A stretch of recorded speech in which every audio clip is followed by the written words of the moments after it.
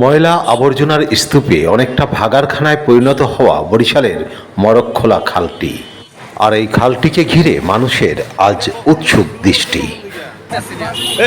এই দাদা ভাই, এটা কখন থেকে শুরু করছে বলেন তো? পরিষ্কার করতেছে কারা? এটা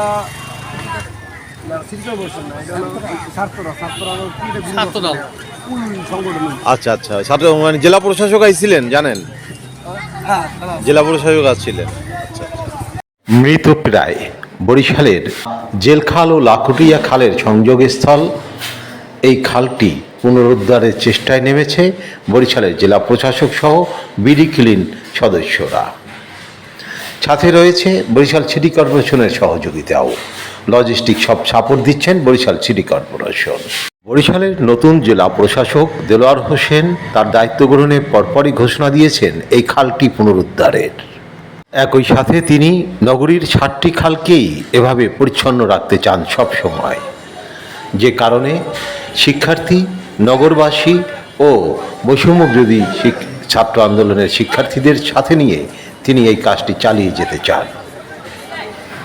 তার ডাকে সাড়া দিয়ে এগিয়ে এসেছে উন্নয়ন সংস্থাগুলো। সকাল 7:30টায় জেলা প্রশাসক দেলোয়ার হোসেন এই কাজের উদ্বোধন করে চলে যাওয়ার পর অবশ্য শুধুমাত্র বিডি ক্লিনের সদস্যদেরই পাওয়া গেল পরিচ্ছন্নতার কাজে। আমি জাহিদ ইরফান, বিডি ক্লিন বরিশালের বিভাগীয় সমন্বয়ক হিসেবে দায়িত্ব পালন করছি। আমরা আজ এসেছি বরিশালের নতুন বাজার মোরগখোলার যে পোলটি রয়েছে, সেই পোলের যে জেল খালের যে অংশটি রয়েছে সেটা পরিচ্ছন্ন করার জন্য। এবং আমরা আজ জেলা প্রশাসকের ডাককে এসেছি। বিডি ক্লিন বরিশাল থেকে আমরা প্রায় 100 ভলেন্টিয়ার রয়েছে এবং এর পাশাপাশি বিভিন্ন স্বেচ্ছাসেবী সংগঠন আমাদের সাথে অংশগ্রহণ করেছে। যেহেতু দীর্ঘদিন যাবৎ এই খালটি বন্ধ অবস্থায় ছিল বা একদম মৃত অবস্থায় ছিল, সেটা আমরা পরিচ্ছন্ন করার মাধ্যমে আমরা এই খালের নতুন একটি রূপ দিতে চাই। এবং ডিসি স্যারের উদ্বোধন করার পর থেকে সকাল 8টার পর থেকে আমরা আমাদের কার্যক্রম চালিয়ে যাচ্ছি এবং আমরা সেই কার্যক্রম আমরা এখন অব্যাহত রেখেছি। 2016 সালের 3 জুন থেকে সারা বাংলাদেশ ব্যাপী বিডি ক্লিন পরিচ্ছন্ন বাংলাদেশ গড়ার লক্ষ্যে কাজ করে যাচ্ছে।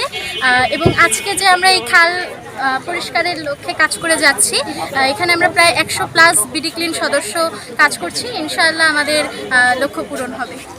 ইতিপূর্বেই বরিশালের 7টি খাল পুনরুদ্ধারে খনন কাজ চালানো হয়েছিল।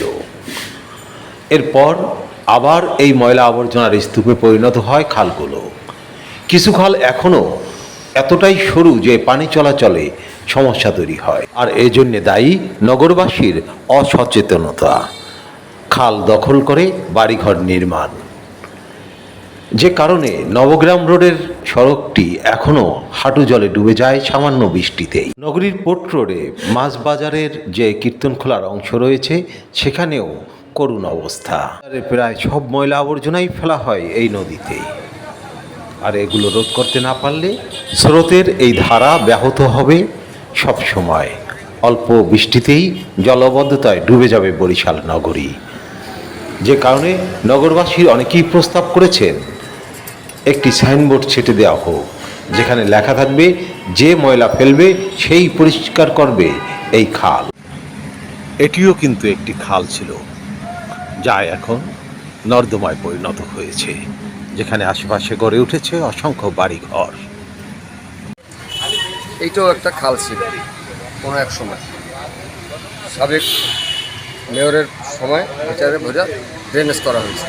কিন্তু আমরা যত্রত ময়লা ফেলে এই জিনিসটা নষ্ট করে, কিন্তু এখনও বরিশাল 7টি খাল জীবিত আছে। এই 7টি খালকে আমরা সবাই যাতে স্বতঃস্ফূর্তভাবে খালটাকে নোংরা না করে, ময়লা না ফেলে, যাতে এটাকে আমরা সবাই গভীরতা করে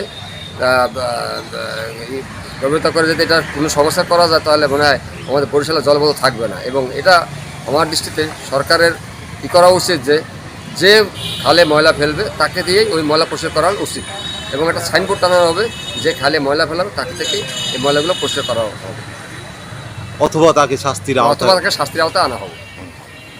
ধন্যবাদ। এই প্রস্তাব সমর্থন করেছেন বরিশালের জেলা প্রশাসক ও সিটি কর্পোরেশনের প্রশাসক দুজনেই।